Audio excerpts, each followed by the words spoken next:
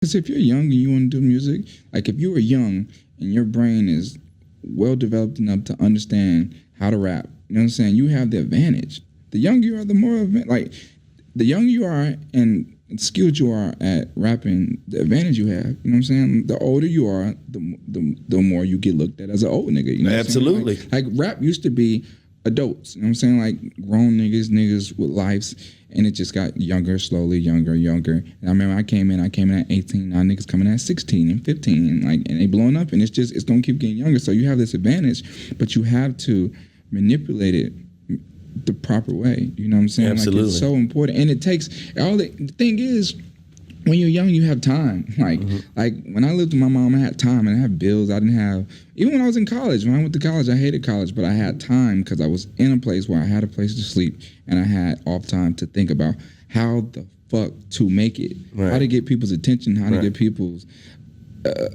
like to look at me. And there you have it, straight from the horse's mouth. You know, like I always tell you guys, man, your greatest asset will always be time. It will always be time. You know, I don't care if somebody can sing better than you, they can write better hooks than you, they can write better choruses than you, because the thing is you have time to catch up to them. If you young, if you 16 through 21, 22, you got time to learn all that. You got time to be trash. You got time to develop. Okay, versus that 26-year-old, 27-year-old rapper. Yeah, he's probably got time, but that time has to fit in between the full-time job he has. Maybe the girl that he has to show attention to. God forbid if he has a child or two, he don't got the freedom, the luxury that you do, okay? Now, I could talk about my life a little bit. I moved out of my mom's house about 23, 24. And before that, it was no extraordinary pressure on me to move out and start my life and start paying my own bills and everything. She gave me the support in the time that I should have took advantage of and did what Lil Yachty did and went and discovered stuff, went and developed myself, went and tried to figure it out. I didn't do that, and you know what I'm saying, I regret it instantly. That's why I'm here to tell you guys now that you need to be taking this time to becoming the Weekends and becoming the Drakes. Those guys, they started at your age, but the difference is they was on that shit OD.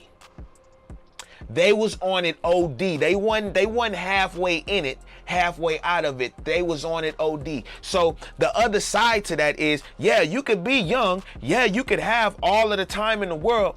But if you're not using that time diligently, then it's going to be off or not. Then it's going to take you a lot longer, okay? The other side to all of that is the 26-year-old, the older rapper, they have life experience. They have heartbreak, betrayal, all of these things that they've seen through their years and through their experience that you might not have as a younger guy. But with that time, you can become the better artist. You can become the better singer, the better melody writer, the better songwriter. So when you do come into age, all of that stuff comes together. It all comes together. I bet you wonder, how are all of these young rappers able to talk to the masses and able to reach people and be so young and able to blow up at so young? Look at how old The Weeknd was when he blew up. Look at how old Drake was when he blew up. Look at how old Tupac and Biggie was. It's because in their younger years, they was developing their skill set, their lyrics, their writing, their songs, all of that. They was developing it. And as they got older and they became men, everything came together. Everything came together. They was able to use their skill of rapping and rhyming and flows and melodies and everything to fuel all of these emotions and things that they were feeling as coming of age young men. And that's how you tap into the masses, guys. So I'm telling you, at a young age, you have the greatest asset in the game, which is time. I hope this video was of value to you guys. I do have a strategy course to help you guys kind of navigate where to go, what steps to take. You know, if you kind of lost, it's on the Patreon, where we go way more deeper in depth into things like branding, strategy, your image, you know, and plus all of the songwriting stuff. I hope to see you there. Peace. When we talk about you being famous and shit, you seem 0% surprised. Well, you're like, I knew. I planned it. Yeah. I still to this day am not surprised, no. And I don't act any differently. That's why I had to come back. That's why I was like, bro, we gotta do this. We gotta do this update, bro. Cause ain't shit changed, bro. I'm saying, I just got a lot of money now. Yeah.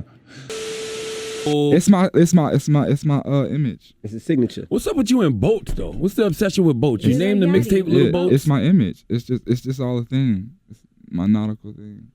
All my older friends used to rap. I was in a group called the Yacht Club. It was just like a group off of like guys who could dress, you know, like in my local town. And I was the youngest one, so I used to call myself Lil Yachty because I was like the baby of the group. And then Lil Boat just kind of spun off that in a rap one day.